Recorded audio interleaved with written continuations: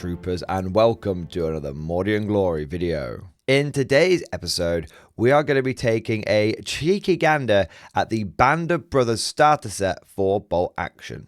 And let me tell you, I am genuinely excited to look at this thing.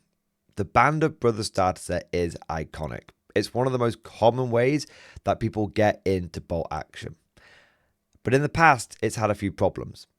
But with this 3rd edition version, I think Warlord Games has pretty much fixed all of them. And this very well may be one of the best ways of getting into bolt action. A bold statement indeed. I'm going to need to back that up. So without further ado, let's fix bayonets and charge right into this thing. Hi Joe! Did you know that the Mordian Glory channel is now officially sponsored by Warlord Games? Warlord Games is the company behind the outstanding World War II miniatures game, Bolt Action. And with Bolt Action 3rd edition, now is the time to pick up some models and do your part for king and country. Bring up the pit! So what are you waiting for, you fool? Click on the affiliate link down below, buy yourself some Bolt Action today and support the channel. Now, unlike so many of the other starter sets that we cover on this channel, this one is not focused on just one army. You actually get forces for 2 different nations, the Germans and the Americans. This is one of the greatest advantages of the Band of Brothers starter set. It means that if you're someone who wants to get into the game, but you're not sure you're going to be able to find someone to play with, but you know there's some people out there that might be a bit open to trying out bot action, then either you can purchase it and end up with a nice small starter force for 2 factions, and you can invite your friend over like, hey look, I've got this new game, you don't need to spend anything on it, just come and try it out, and if you like it, then we'll see what happens. Or you and a friend who know you're both going to get into this, no dramas whatsoever, you can split this box set and make it much more affordable, although it is a pretty decent price already. Or if you're a bit like me and you want to keep all of the models for yourself, there's nothing wrong with buying this box set with the knowledge that you're going to be no-lifing this game. And so you've got a bit to start off with your Germans, a bit to start off with the Americans, and eventually you know you're going to grow both of those out into 2 full forces. I mean, come on, let's be honest with each other. We're war gamers. We're looking for any excuse to flesh out our armies, buy more models, enjoy more plastic crack. So Band of Brothers is not only just for getting into this game with friends, although it is very good at doing that, hence why it was one of the most popular starter sets back in the day, because it was the entry point for so many people. But it is something you can also absolutely just pick up on yourself and just use it as a fantastic launching off point to get yourself a couple of armies. Another big advantage that Band of Brothers has over some of the other starter sets is it actually comes with a copy of the rulebook. The other starter sets and starter armies don't tend to do that. You have to buy your army and sure you're going to get more models, but you're going to not have any of the rules to play with them. Having the rules is great not only for learning the game, but inside the bolt action rulebook at the back, there is actually essentially a full set of rules and points for each faction as well. Now you can use those points and those essentially army lists in the back of the book to get started. And if you enjoy the game later on, you'll probably want to pick up your Armies of Germany book or Armies of US book, which add a lot more detail and a bit more nuance. But for getting started, the rulebook is obviously going to teach you how to play the game, and for working out army lists and stuff, you're also going to be able to do that as well, which is fantastic. In addition to the main rulebook, you will get all of the accoutrements, which makes it perfect for someone who's completely starting this game from new. You're going to get the Band of Brothers booklet, which will take you through how to build some of your models, some starter scenarios and all that kind of stuff. And then you also get a bunch of just generic D6 dice as well, which you need to play the game. You get order dice, you get pin markers, you get blast templates, you just get a bit of everything. So you could just buy this box, and as long as you've got a bit of plastic glue to assemble everything, you can buy it, build it, and get playing with it right away, without having to go and buy anything else. You don't need to buy an extra army book. You don't need to start buying extra units or anything like that. It's completely self-contained. So this means that you can try bolt action in this way, and if you like it, then great. You can go on, you can start expanding both forces. But if you don't like it, it's like, okay, well, we tried it. We didn't have to faff about. It was one box, everything we needed. Nice. and you've not ended up investing loads and loads of money into a game before you're even sure if you like it. Now, I know many of you are desperate for me to talk about the models, and I'm going to do that right now. But I do just want to say I think it's important not to dismiss those quote-unquote soft factors, such as rulebooks and dice and pin markers. If you're a veteran of games like me, it can be easy to overlook those things and not actually appreciate the value that they can add to a box. If you're someone who's starting off bot action for the first time, maybe you're getting into wargaming, tabletop wargaming for the first time, or very typically, you're coming over from a game like Warhammer 40k, maybe a little burned out on it. You're getting into that last year of the edition, whatever it may be.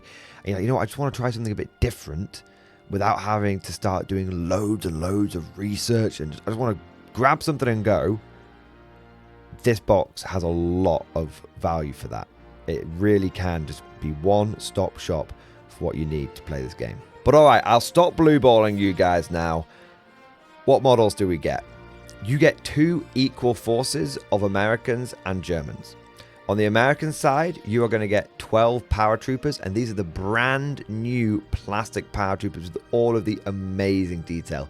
I actually did a review of these guys when Warlord first revealed them, and they are so good. These are probably my favorite models. They're definitely my favorite allied models at the moment, and that even includes the 8th Army guys with the knees out and the bayonets. Love these guys. So you're going to get 12 of those. They're brand new sculpts, very, very good. And you're also going to get a half track for them to pootle about in.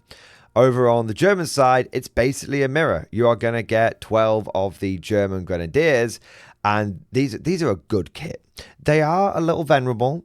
They are a little older. Let's not, beat around the bush, but they're good. Sometimes if it ain't broke, don't fix it. These German Grenadiers may have been around for a while, but the kit's still high quality and the models still come with tons and tons of options. I've built loads of these guys and I always enjoy doing it. You're also going to get a half track for them to pootle around in as well. I know some people who are knowledgeable about bot action might look at this and go, well, aren't the paratroopers veterans and the Grenadiers regular? Won't that mean that the paratroopers are better than the Grenadiers? That's not true at all. These Grenadier models can not only represent your regular Grenadiers, but they can also represent your veteran Grenadiers, making sure that you truly can have 2 forces which are equals pequals. And this is the biggest improvement to the box. In the 2nd edition box set, I actually do have a picture of that here. You can see that the forces were a little imbalanced. So you used to get 12 German Grenadiers and then a half track, but then the Americans just got 24 infantry. And this was pretty imbalanced in a number of ways because the American infantry didn't come with any weapons that could actually damage the half tracks. The Germans could just, in the star set, just wander around with basically an indestructible unit. That's not great. And also, the Germans were so heavily outnumbered as well. So if you took the half track out of the equation, then you had 12 dudes versus 24 dudes. So it kind of felt like it was imbalanced for the Americans because they could struggle to deal with the half track. But if the half track went down, the Germans had no way of fighting against these numbers. So this old starter set really was very imbalanced, and it was one of the number 1 criticisms of it, and it was one of the number 1 reasons why people actually ended up recommending against getting Band of Brothers. But now we fixed that. 2 equal forces, no imbalance, just both sides getting to start off with the right tools. Because there's nothing worse than getting into a game and it becoming, at least being perceived that, well, one side is better than the other. Why? Oh man, I split the Band of Brothers box set with my mate and the German side absolutely sucks. Oh man, I don't want to play this game anymore. There's nothing worse than that for putting a new player off because they don't have the knowledge and the perspective to know that actually this is a bit of a fault in the box set, not necessarily a fault with the game. So this just makes things feel right. It just makes things feel better. Now, I know some of you are saying, oh, but Mordian, that's something from 2nd edition, that's from ages ago. But actually, this was a bit of a problem surrounding the Battle of the Bulge starter set that Warlord Games launched Bolt Action 3rd edition with. So this is the other 2-man starter set that you can get. You can see it's very similar. You get the book, you get the booklet, you get the pin markers, the dice, all that good stuff. But you can see the forces here. you only get like 18 Germans, and then you get like loads of Americans, and the Americans get like a proper armored car and everything. And if you were just to look at this, you would think, well, the Germans haven't got a chance. They're outnumbered and they're out-armored.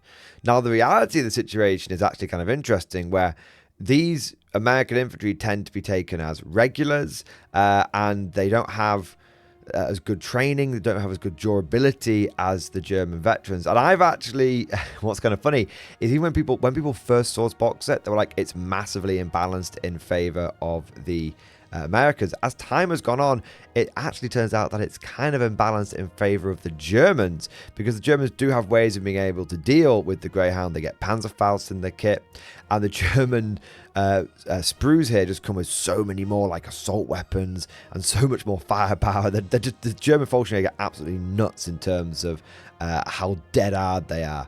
But either way, this box set is imbalanced.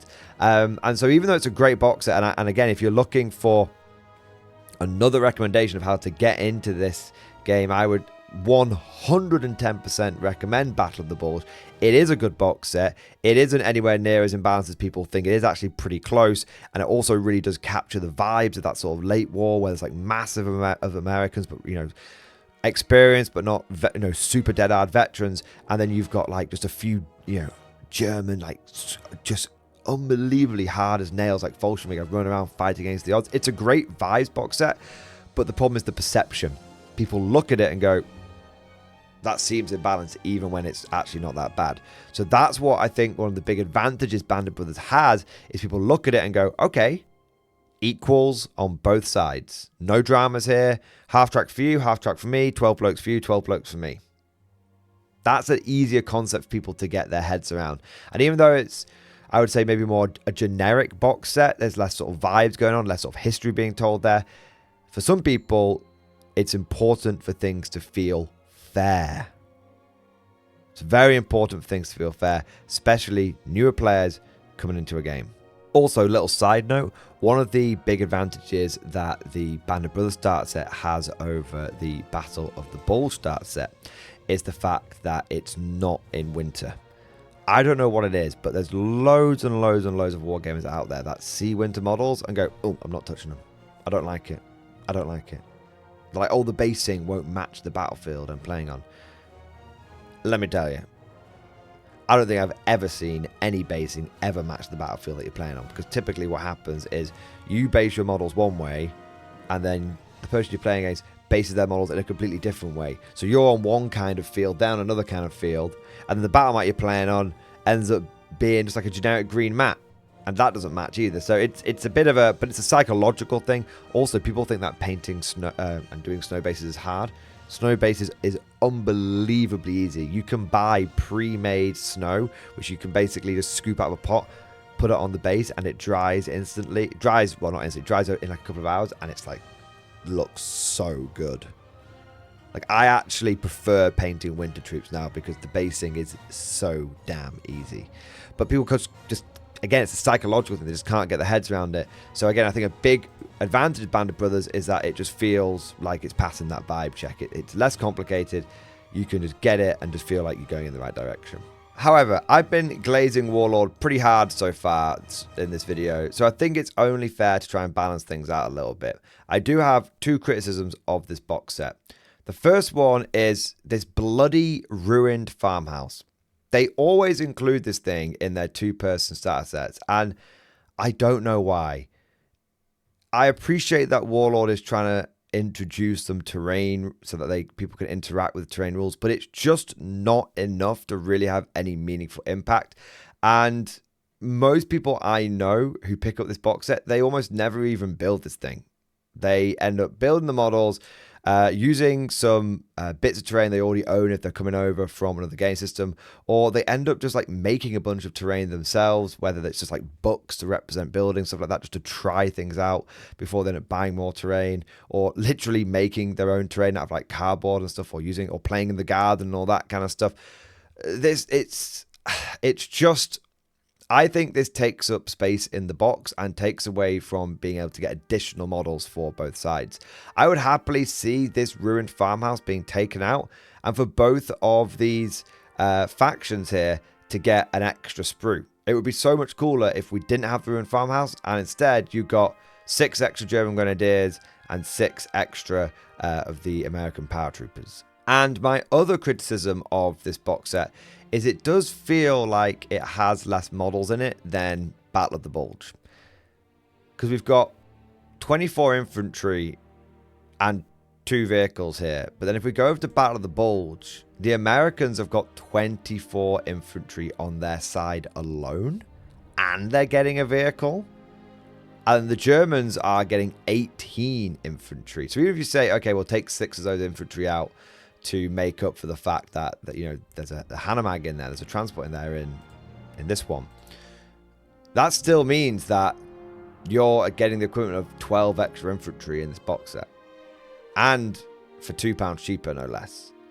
I think it's because this is priced more competitively because it's winter and Warlord knows, okay, we need to make this more attractive because it's a winter box set, and that can be a bit of a harder sell because, like I said, people psychologically, they're like, I'm not sure about winter.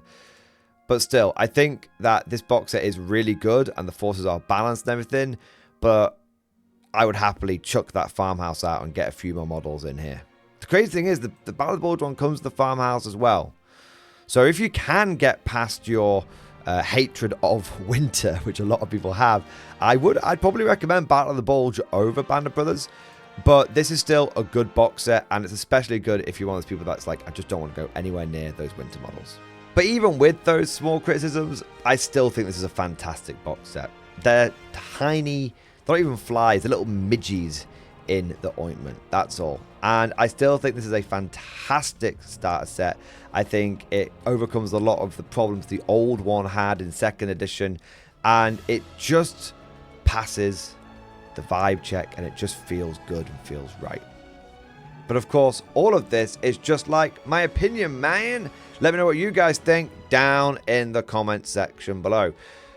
Are you thinking of getting into bot action? And if so, does the Band of Brothers starter set work for you? And what are your thoughts on this versus some of the other starter sets like Battle of the Bulge? Now, before you go, I just want to say a massive thank you for watching this video. And if you enjoyed it, don't forget to go ahead and smash that like button. It's especially important when I'm covering other games like bot action, because it means that it can get this video boosted with the YouTube algorithm. On top of that, if you want to see more content like this, then please consider subscribing to never miss an episode.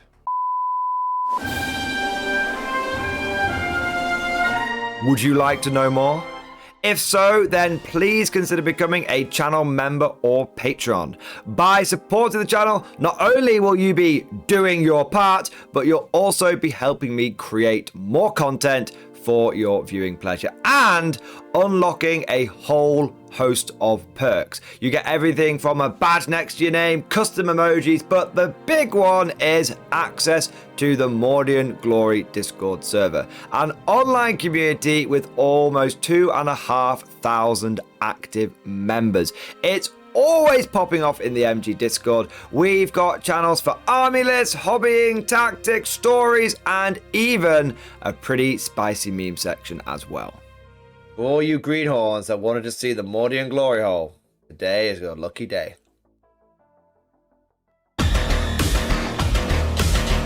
And joking aside, I do want to say a massive thank you to all of the current channel members and patrons. You guys are amazing. Truly the lifeblood of the channel. I could not do Mordian Glory full-time without the incredible and generous support of my members. So thank you guys so much. And last but certainly not least, I want to say a personal thank you to all of my top tier Patreons. These are the War Masters, the people who have truly gone above and beyond the call of duty.